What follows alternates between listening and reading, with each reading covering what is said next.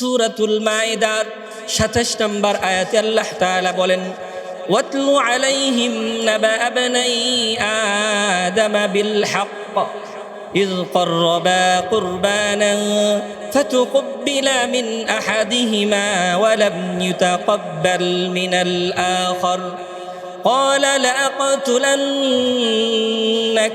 قال إنما يتقبل الله من المتقين الله تعالى جناب محمد رسول الله সাল্লাল্লাহু আলাইহি ওয়াসাল্লাম কে বললেন, ওয়াতলু আলাইহিম নাবা আবনাই আদম বিল হক। হে নবী, আপনি আপনার উম্মতের কাছে আদম আলাইহিস সালাতু ওয়াস সালামের পুত্রদ্বয়ের কুরবানির ইতিহাস তাদের সামনে তুলে ধরেন যথাযথভাবে। মুফাসসিরিনে কেরামগণ বলেন, এই আয়াতে আল্লাহ তাআলা রাসূলকে কেন যথাযথভাবে কুরবানির ইতিহাস তুলে ধরার কথা বলেছেন, এর ব্যাখ্যায় মুফাসসিরিনে কেরামগণ লিখেন যে যখন কোনো ইতিহাস বলা হবে তখন সাবধানতার সাথে বলতে হবে, কারণ ইতিহাসের মধ্যে যেন কোনো ধরনের বিকৃতি চলে না আসে, কোনো মিথ্যা বা কোনো অপপ্রচার যেন ওইটার সাথে সম্পৃক্ত না হয়। এই জন্যে ইতিহাস বলার ক্ষেত্রে সাবধানতার সাথে ইতিহাস বলতে হবে। আমি যে আয়াতে কারিমা তিলাওয়াত করেছি, আল্লাহ তাআলা এই আয়াতের মধ্যে কুরবানির ইতিহাস তুলে ধরেছেন। যেহেতু জিলকাদাহ মাস চলতেছে, পরবর্তী মাস হলো যুলহিজ্জা, আমরা জিলহজ বলে থাকি। এই মাস অত্যন্ত ত্যাগ এবং কুরবানির মাস। এই মাসে অত্যন্ত গুরুত্বপূর্ণ একটা ইবাদত, সেটা হলো কুরবানি। যেহেতু কুরবানি অতি সন্নিকটে, এই জন্যে আমি আলাদা করেছি, ইচ্ছা করেছি আজকের জুমায় কুরবানির ইতিহাস ঐতিহ্য নিয়ে আলোচনা করব। আমা তাওফীক ইল্লা বিল্লাহ। আমাদের সমাজের যেই কুরবানির প্রচলন রয়েছে, এটা ইব্রাহিম আলাইহিস সালাতু ওয়াস সালামের সুন্নাহ। আমরা অনেকেই মনে করি যে ইব্রাহিম আলাইহিস সালাতু ওয়াস সালামের থেকে যেই কুরবানির ধারাবাহিকতা আসতেছে, এটাই মনে হয় পৃথিবীর সর্বপ্রথম কুরবানির ইতিহাস। আমরা অনেকেই এটা ভেবে থাকি, কিন্তু ইতিহাস, ঐতিহ্য এবং আল্লাহ তাআলার পবিত্র কালাম একথা বলে না। কুরবানির ইতিহাস পৃথিবীর শুরু লগ্ন থেকে, এই মানব জাতির আদি পিতা হযরত আদম আলাইহিস সালাতু ওয়াস সালাম থেকে শুরু হয়েছে। এ ব্যাপারে আল্লাহ তাআলা পবিত্র কালামুল্লাহ, আল্লাহ তাআলা সূরাতুল হজের 34 নম্বর আয়াতে আল্লাহ তাআলা বলেন, ওয়ালিকুল্লি উম্মাতিন জাআলনা মানসাকান লিয়াযকুরু ইসমাল্লাহি আলা মা রাযাকাহুম মিন বাহীমাতিল আনআম। আল্লাহ তাআলা বলেন, আমি প্রত্যেক উম্মতের জন্য কুরবানির নিয়ম করে দিয়েছি, যাতে তারা আল্লাহ তাআলা তাদেরকে যেই চতুষ্পদ জন্তু তাদেরকে অনুগত করে দিয়েছেন, চতুষ্পদ জন্তু সমূহ দিয়েছেন, তাতে তারা আল্লাহ তাআলার নাম উচ্চারণ করে এবং কুরবানি করে।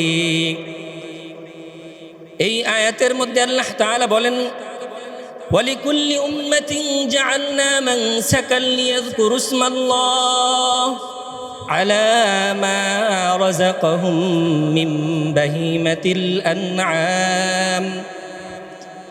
আমি এই কুরবানি প্রত্যেক উম্মতের মধ্যে এই কুরবানির বিধান আমি আল্লাহ তাআলা রেখে দিয়েছি। আমি আল্লাহ তাআলা প্রত্যেক নবীদের জন্য কুরবানির বিধান রেখেছিলাম। তবে কুরবানি করার পথ বা পদ্ধতি ভিন্ন ছিল। সব নবীর কুরবানির পদ্ধতি একরকম ছিল না। আদি পিতা আদম আলাইহিস সালাতু ওয়াস সালামের কুরবানি ছিল এমন, যেই কুরবানি করা হতো কিন্তু খাওয়া যেত না। পরবর্তীতে ইব্রাহিম আলাইহিস সালাতু ওয়াস সালামের সুন্নাহের মধ্যে আল্লাহ তাআলা এই উম্মতের দিকে দরদ দেখিয়ে আল্লাহ তাআলা কুরবানি ইব্রাহিম আলাইহিস সালাতু ওয়াস সালামকে দিয়ে করিয়েছেন, আবার এই কুরবানি খাবারেরও ব্যবস্থা করে দিয়েছেন। সুবহানাল্লাহ।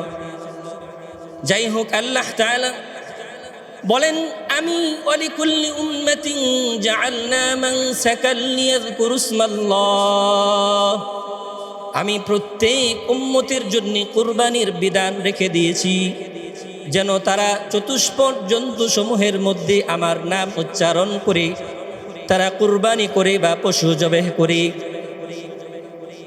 হযরত আদম আলাইহিস সালাতু ওয়াস সালামের শুরু থেকেই এই কুরবানির প্রচলন হয়েছে। তবে আমরা সমাজে এখন যেই কুরবানি করি, এই কুরবানি ইব্রাহিম আলাইহিস সালাতু ওয়াস সালামের সুন্নাহ হিসাবে আমরা করে থাকি। আদম আলাইহিস সালাতু ওয়াস সালামের কুরবানি কেমন ছিল? আদম আলাইহিস সালাতু ওয়াস সালামের দুইজন ছেলে ছিল। আমরা জানি আদম আলাইহিস সালাতু ওয়াস সালাম যখন এই পৃথিবীতে জান্নাত থেকে আগমন করার পরে আল্লাহ তাআলা যেহেতু পৃথিবীর বুকে সর্বপ্রথম মানব দুইজনকে প্রেরণ করেছেন, একজন বাবা আদম আলাইহিস সালাতু ওয়াস সালাম আর একজন মা হাওয়া আলাইহাস সালাম। এই দুইজন পৃথিবীতে যখন আসলেন, এই দুইজন ব্যতীত আর কোনো মানুষ পৃথিবীর বুকে নাই। এজন্য আল্লাহ তাআলা যখন সাইয়েদনা আদম আলাইহিস সালাতু ওয়াস সালাম এর ঔরস জাতে কোনো সন্তান দিতেন, আল্লাহ তাআলা অনুগ্রহ করে দয়া করে আল্লাহ তাআলা বিবি হাওয়ার ঘরে যখন জন্ম দিতেন, সন্তান যখন আসতো তখন তার গর্ভে আল্লাহ তাআলা প্রত্যেকবার দুইটি করে সন্তান দিতেন। আবার ওই দুইটি সন্তানের মধ্যে একজন হয়তো ছেলে আর একজন হয়তো মেয়ে। এভাবে আল্লাহ তাআলা আদম আলাইহিস সালাতু ওয়াস সালামের বিবির ঘরে দুইজন করে এভাবে সন্তান যখন আল্লাহ তাআলা দিলেন, পৃথিবীতে আর কোনো মানুষ নাই। আদম আলাইহিস সালাতু ওয়াস সালামের প্রথম দুইজন সন্তান হলো, পরবর্তীতে আবার দুইজন সন্তান হলো, যেই দুই ভাইয়ের নাম হলো হাবিল এবং কাবিল। তারা যখন প্রাপ্ত বয়স উপনীত হলো, যেহেতু তারাই পৃথিবীর সর্বপ্রথম মানব, আদম আলাইহিস সালাতু ওয়াস সালামের ঔরস জাত থেকে এসেছে, এই জন্যই আল্লাহ তাআলা তাদের বেলায় বিবাহ বন্ধনের জন্য আল্লাহ তাআলা তাদের শরীয়তের মধ্যে একটা বিধিবিধান করে দিলেন যে একসাথে যেই যমজ দুইজন ভাই বোন জন্মগ্রহণ করবে একসাথে, তারা দুইজন যমজ ভাই বোন সহোদর ভাই বোন বলে বিবেচিত হবে।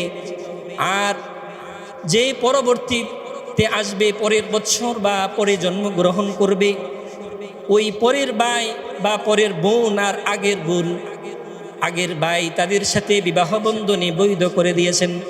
এটা আল্লাহ তাআলা আদম আলাইহিস সালাতু ওয়াস সালামের বেলায় করেছিলেন। এখন এই সুযোগ আমাদের ভিতরে নাই, কারণ এটা আল্লাহ তাআলা ওই সময় যেহেতু পৃথিবীতে তারাই শুরুর মানুষ ছিলেন, শুরু লগ্নে তারাই আসছেন, এজন্য আল্লাহ তাআলা ব্যবস্থা করে দিলেন যে যেই দুইজন একসাথে যমজ জন্মগ্রহণ করবে তারা ভাই বোন সহোদর ভাই বোন বলে বিবেচিত হবে, তারা একে অপরকে বিবাহ করতে পারবে না, বরং আগের জন্মের একজন ভাই পরের জন্মের বোন, পরের জন্মের ভাই আগের জন্মের বোন, এভাবে তারা একজন আরেকজনকে বিবাহ করতে পারবে। ওই হিসাবে এই হাবিল কাবিল যখন প্রাপ্ত বয়স উপনীত হয়, তখন আদম আলাইহিস সালাতু ওয়াস সালাম তাদেরকে বললেন যে আল্লাহ তাআলার বিধান হলো যে তোমরা যার সাথে যমজ বোন জন্মগ্রহণ করেছে সে ওই বোনকে বিবাহ করতে পারবে না, অন্যজনের সাথে যে বোন জন্মগ্রহণ করেছে তার সাথে তোমরা বিবাহ বন্ধনে আবদ্ধ হতে পারবে। অর্থাৎ হাবিলের সাথে যে জন্মগ্রহণ করেছে ওই বোন কাবিল বিবাহ করতে পারবে, আর কাবিলের সাথে যে বোনের জন্ম হয়েছে সেটা হাবিল বিবাহ করতে পারবে। তো ঘটনাক্রমে হাবিলের সাথে যার জন্ম হয় যে বোনের, ওই বোনটা ছিল কালো বর্ণের, কুৎসিত কালো, আর কাবিলের সাথে যার জন্ম হয় সে ছিল পরমা সুন্দরী। তো যখন আদম আলাইহিস সালাতু ওয়াস সালাম এই বিধান তাদের সামনে রাখলেন, তো কাবিল সেটা মানতে রাজি নয়। কাবিল বলতেছে আপনি হাবিলের উপর বেশি স্নেহ করেন, মায়া করেন বিদায় আপনি পরমা সুন্দরী আমাদের বোনটাকে তার সাথে বিবাহ দিতেছেন, আমাকে ভালোবাসেন না, আমাকে বেশি কেয়ার করেন না, বিদায় এই জন্যে আপনি আমার সাথে কুৎসিত বোনকে বিবাহ দেওয়ার প্রস্তাব রেখেছেন, আমি এটা মানতে রাজি নয়। আদম আলাইহিস সালাতু ওয়াস সালাম যখন দেখলেন যে বিবাদ সৃষ্টি হয়েছে, তিনি আল্লাহ তাআলার নবী ছিলেন, এই জন্যই সাইয়েদনা আদম আলাইহিস সালাতু ওয়াস সালাম বললেন যে ঠিক আছে, তোমরা আল্লাহ তাআলার রাস্তায় কুরবানি করো। আদম আলাইহিস সালাতু ওয়াস সালাম এটাও জানতেন যে যে ন্যায়ের পথে আছে, ইনসাফের পথে আছে, তার কুরবানি আল্লাহ তাআলা কবুল করবেন, আর যে ইনসাফের পথে নাই তার কুরবানি আল্লাহ তাআলা কবুল করবেন না। এই জন্যই তাদেরকে কুরবানি করতে বললেন। তো হাবিল কাবিল দুইজনই কুরবানি পেশ করলো। আর ওই যুগে কুরবানি কবুল হওয়ার একটা আলামত ছিল।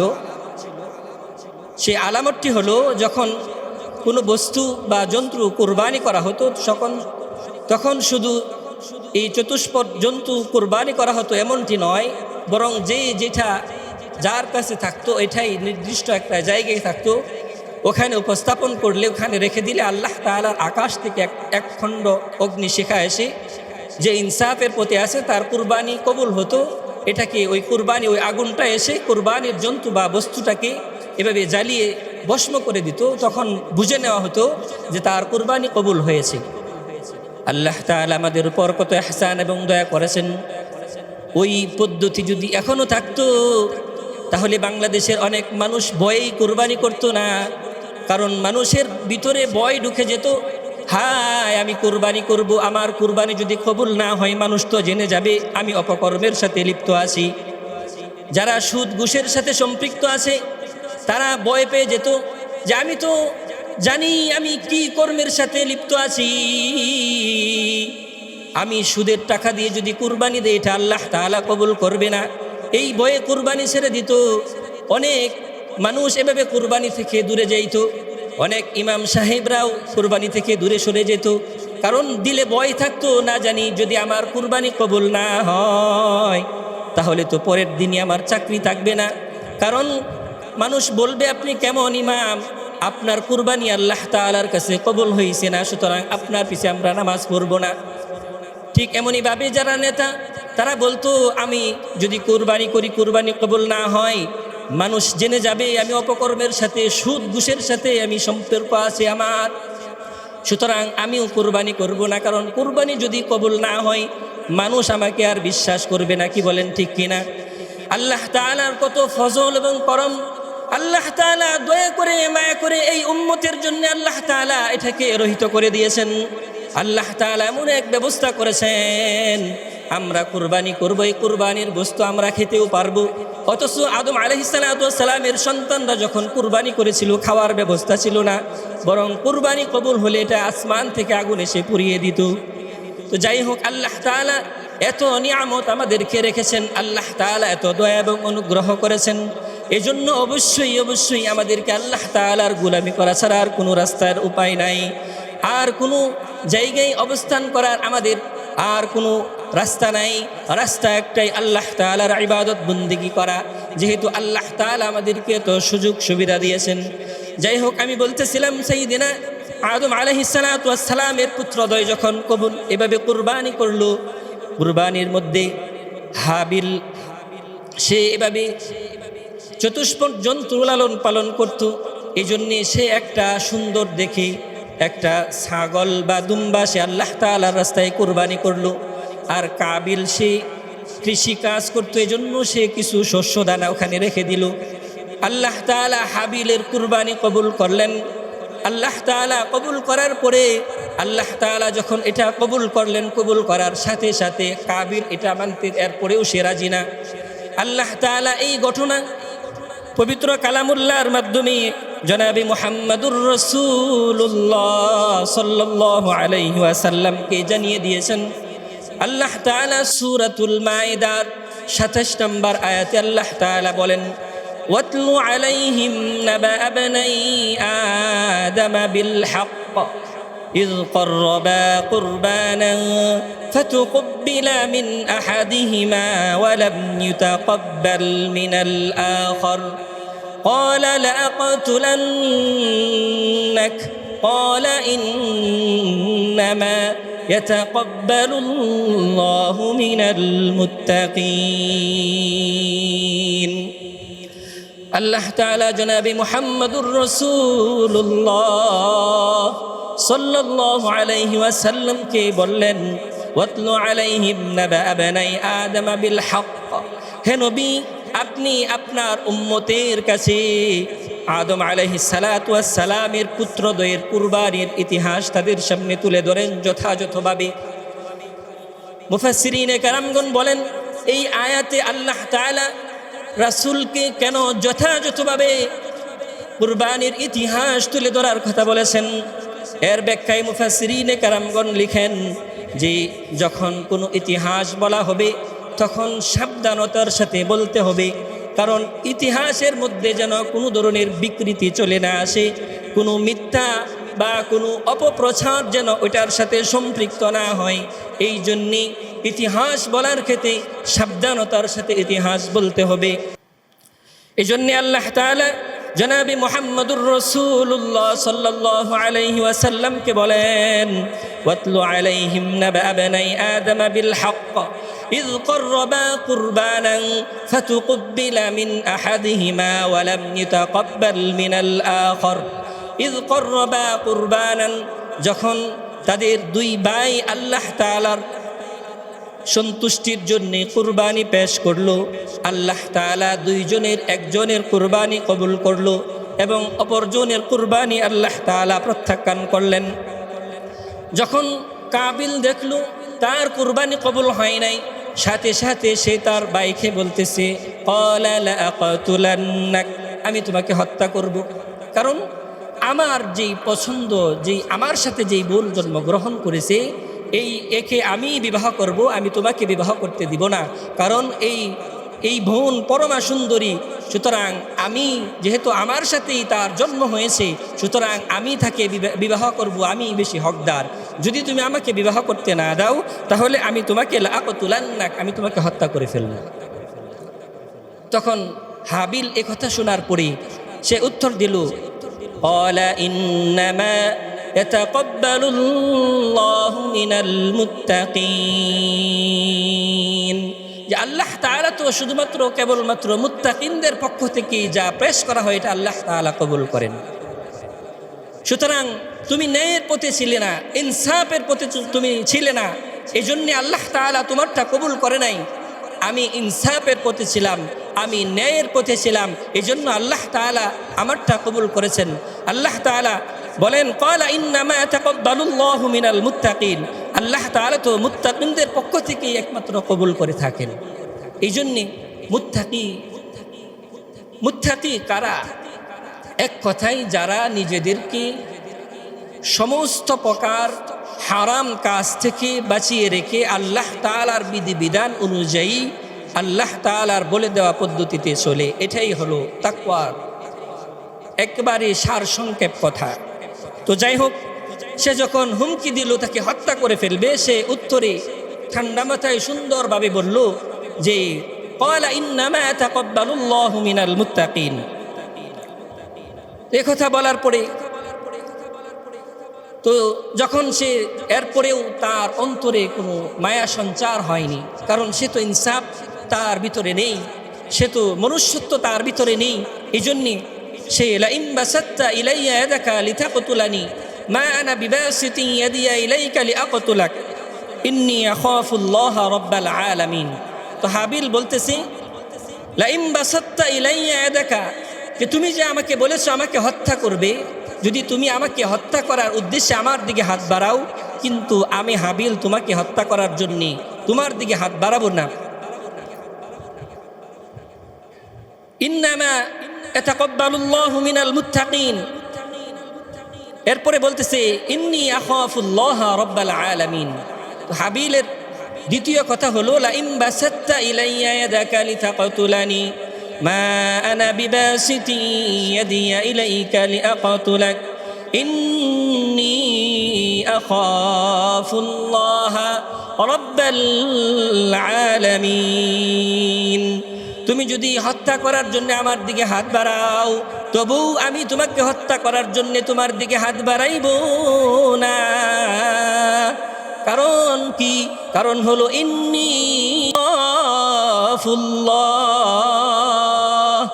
ইন্নী আখাফুল্লাহ রাব্বাল আলামিন। আমি তোমার দিকে এই জন্যই হত্যা করার জন্য হাত বাড়াইব না, কারণ আমি আমার মালিককে, আমি বিশ্ব প্রতিপালক, আমি আল্লাহ তাআলাকে ভয় করি। এই জন্যে আমি তোমার দিকে, তুমি আমাকে হত্যা করলেও তোমার দিকে হত্যা করার জন্য হাত বাড়াবো না। ইন্নী আখাফুল্লাহ রাব্বাল আলামিন, আমি জগৎসমূহের প্রতিপালককে ভয় করি, এই জন্য আমি তোমাকে হত্যা করব না। সুবহানাল্লাহ। তার ভিতরে কতটুকু ন্যায় এবং ইনসাফ ছিল, এজন্য সে তার মুখ থেকে এই কথাগুলো সে বলতেছে। যখন কাবিল দেখল যে তার ভাই সে তার কথার উপর অটল আছে এবং সেও যদি তাকে হত্যা করে তাহলে তার প্রতি উত্তরে, প্রতি আঘাতে সে তার ভাই কিছু করবে না, যেখানে তার মন গলে যাওয়ার কথা ছিল তার ভাইয়ের কথা শুনি, কিন্তু ওখানে তার মন গলে না গিয়ে সে উল্টা চিন্তা করে যে যেহেতু হাবিলকে আমি হত্যা করলে হাবিল প্রতি উত্তরে আমাকে কিছুই করবে না, আমার দিকে হাতও বাড়াবে না, সুতরাং এটাই তো সুযোগ তাকে হত্যা করে ফেলার। এই জন্য আল্লাহ তাআলা পরবর্তীতে বলেন, ইন্নী উরিদু আন তাবুআ বিইসমি ওয়া ইসমিকা ফাতাকুনা মিন আসহাবিন নার। তাকে তার ভাই হত্যার ব্যাপারে তার মন তাকে প্ররোচিত করল এবং এক পর্যায়ে ওই কাবিল তার ভাই হাবিলকে হত্যা করে ফেলেছে, তার ভাইকে হত্যা করে ফেলেছে। ফাতাওয়াত লাহু নাফসুহু ক্বাতলা আখিহি ফাকাতালাহু ফাআসবাহা মিনাল খাসিরিন। হত্যা করার পরে আল্লাহ তাআলা বলেন সে ক্ষতিগ্রস্তদের অন্তর্ভুক্ত হয়ে গেছে। কেমন ক্ষতিগ্রস্ত? দুনিয়াতেও সে ভাই হারা হয়ে গেল, বিপদ আপদে ভাইয়ের আর সঙ্গী তার মিলবে না। পরকালে এই হত্যার দায়ে আল্লাহ তাআলার কাঠগড়ায় দাঁড়িয়ে তাকে কঠিন হিসাবের সম্মুখীন হতে হবে এবং এই হত্যার বিনিময়ে আল্লাহ তাআলা কিয়ামতের ময়দানে তাকে কঠিন শাস্তির সম্মুখীন করবে। এই চিন্তা, এই অনুশোচনা হত্যা করার পরে তার ভিতরে চলে এসেছে, কিন্তু হত্যা করার পরে যেহেতু মেরে ফেলেছে আর জীবিত করা সম্ভব না, এখন সে অনুতপ্ত, কারণ এখন তো তার ভিতরে যে শয়তান ছিল এটা আর নাই, কারণ শয়তান তাকে প্ররোচনা দিতেছিল। শয়তান প্ররোচনা দিতে দিতে যখন হত্যাটা সংগঠিত করে ফেলেছে, হত্যা সংগঠিত হওয়ার সাথে সাথে শয়তান ওই কাবিল থেকে দূরে সরে গেছে। কাবিলের ভিতরে ইনসাফ তখন আস্তে আস্তে জাগ্রত হতে শুরু হয়েছে। কাবিল তখন চিন্তা করতেছে, হায় আমি এটা কি করলাম, নিজের ভাইকে নিজ হাতে হত্যা করে ফেললাম, কি করবে এখন? সে ঘুরতেছে ভাই কি করবে? যেহেতু পৃথিবীতে তারাই সর্বপ্রথম মানব, আল্লাহ তাআলা তাদেরকেই শুরুর দিকে পাঠিয়েছেন। এই পর্যন্ত পৃথিবীতে কোনো মানুষ মৃত্যুবরণ করে নাই। মানুষকে কিভাবে কবর দিতে হবে, মানুষ মৃত্যুবরণ করার পরে কি করবে এটাও তাদের জানা নাই। তো কাবিল এই তার ভাইয়ের লাশকে বুকে জড়িয়ে কাঁদে আর কাঁদে নিয়ে তার ভাইয়ের লাশ নিয়ে এভাবে ঘুরতেছে, কি করবে তার মাথার মধ্যে আর কোনো কিছুই খেলতেছে না। মুফাসসিরিনে কেরামগণ বলেন, কোন রিওয়ায়াতের মধ্যে এসেছে ওই কাবিল তার ভাই হাবিলের লাশ 1 বছর পর্যন্ত কাঁধে নিয়ে ঘুরছে, জঙ্গলে জঙ্গলে ঘুরছে আর কাঁদছে, হায় আমি আমার ভাইকে নিজ হাতে হত্যা করে ফেলেছি, এখন এই ভাইকে আমি কি করব, এই ভাইকে আমি কোথায় নিয়ে রাখবো, কি করব, তার মাথার মধ্যে কোনো কিছুই আসতেছে না। আল্লাহ তাআলা পরবর্তীতে তাদের ঘটনা আলোচনা করতে গিয়ে বলেন, فبعث الله غرابا يبحث في الأرض ليريه كيف يواري سوءة أخيه قال يا ويلتى أعجزت أن أكون مثل هذا الغراب فأواري سوءة أخي فأصبح من النادمين। হাবিল যখন এভাবে কাবিল যখন হায় হুতাশ করে ঘুরতেছে কি করবে তার মাথার মধ্যে কোনো কিছুই আসতেছে না। আল্লাহ তাআলা বলেন ফাবাআসাল্লাহু গুরাবান ইয়াবহাসু ফিল আরদি লিইউরিয়াহু কাইফা ইওয়ারি সাওআতা আখি। আল্লাহ তাআলা বলেন যে আমি তখন দুইটা কাক ওখানে পাঠিয়ে দিলাম। সে যখন বসে বসে চিন্তা করতেছে, ওই মুহূর্তে আমি কাক পাঠিয়ে দিয়েছি একটি কাক। ওই কাক তার সাথে আরেকটি মরা কাক। ওই কাক কি করলো, ওই কাবিলের সামনে মাটি পাও দিয়ে মুখ দিয়ে মাটি খনন করলো। মাটি খনন করার পরে ওই মরা কাকটাকে ওই গর্তের মধ্যে রেখে ওই কাক, জীবিত কাকটা আবার পাও দিয়ে মাটি দিয়ে ওই কাকটাকে মাটি চাপা দিয়ে দিল। তখন এটা দেখার পরে قال يا ويلتى أعجزت أن أكون مثل هذا الغراب فأواري سوءة أخي। তখন কাবিল বলতেছে, হাই, এই একটা কাউয়ার বুদ্ধিও আমার মধ্যে নাই। সামান্য একটা কাউয়া এটা আমাকে আজকে শিক্ষা দিল, এটা আমাকে শিখিয়ে দিল যে আমার ভাইকে কিভাবে মাটি চাপা দিতে হবে, কিভাবে কবরস্থ করতে হবে। এইটা একটা কাউয়া আমাকে শিখাইলো। একটা কাউয়ার ভিতরে যেই বুদ্ধি জ্ঞান আছে, এতটুকু জ্ঞানের অধিকারীও আমি হতে পারলাম না। সে এই জন্যই আফসোস করতেছে আর বলতেছে قال يا ويلتى أعجزت أن أكون مثل هذا الغراب فأواري سوءة أخي فأصبح من النادمين। তো এই কুরবানির যে ইতিহাস, আল্লাহ তাআলা বলেন যে কুরবানির ইতিহাস এটা এই আদি পিতা আদম আলাইহিস সালাতু ওয়াস সালাম থেকে শুরু হয়েছে। এটা আমরা যে কুরবানি করতেছি এটা সাইয়্যিদিনা ইব্রাহিম আলাইহিস সালাতু ওয়াস সালামের সুন্নাহ। তো এই সুন্নাহ আমরা বাস্তবায়ন করতেছি। তবে এটা শুধু আমাদের উপর দিয়েছেন বা ইব্রাহিম আলাইহিস সালাতু ওয়াস সালাম থেকেই শুধু এই পর্যন্ত এই কুরবানির ইতিহাস এসেছে এটা না, বরং আল্লাহ তাআলা বলেন ওয়ালিকুল্লি উম্মাতিন জাআলনা মানসাকান লিয়াযকুরু ইসমাল্লাহি আলা মা রাযাকাহুম মিন বাহিমাতিল আনআম। আমি প্রত্যেক উম্মতের জন্য, প্রত্যেকের জন্য কুরবানির বিধান আমি রেখে দিয়েছি যেন তারা চতুষ্পদ জন্তুসমূহ আমি আল্লাহ তাআলার নামে জবাহ করে কুরবানি করে। সুবহানাল্লাহ। এই জন্যে আল্লাহ তাআলা পৃথিবীর শুরু থেকেই কুরবানি রেখেছেন। কুরবানির পদ্ধতি ভিন্ন ছিল। আদম আলাইহিস সালাতু ওয়াস সালামের সময় কুরবানির পদ্ধতি একটা ছিল, এখন আমরা যেটা করতেছি এটা আরেক পদ্ধতি ভিন্ন। তবে কুরবানির ইতিহাস কোথা থেকে শুরু হয়েছে?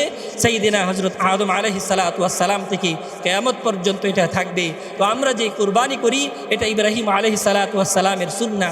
এই সুন্নাহ কিভাবে আল্লাহ তাআলা আমাদের উপর দিলেন, ইব্রাহিম আলাইহিস সালাতু ওয়াস সালামের কুরবানির ইতিহাস কি, যেহেতু এই সপ্তাহ সময় শেষ, আমরা আগামী সপ্তাহে আলোচনা শুনবো ইনশাআল্লাহ। ওয়া মা তাওফীকি ইল্লা বিল্লাহ। যতটুকু আলোচনা করা হলো আমরা যেন প্রত্যেকেই কুরআন ও হাদিসের সঠিক যেন আমরা ইতিহাস শিক্ষা অর্জন করি, এটার উপর আমরা যেন পরিপূর্ণ ঈমান আনতে পারি এবং তারা যেমন তাকওয়ার সাথে মুত্তাকি হওয়া। আল্লাহ তাআলা বলেছেন ইন্নামা তাকাব্বালুল্লাহু মিনাল মুত্তাকিন।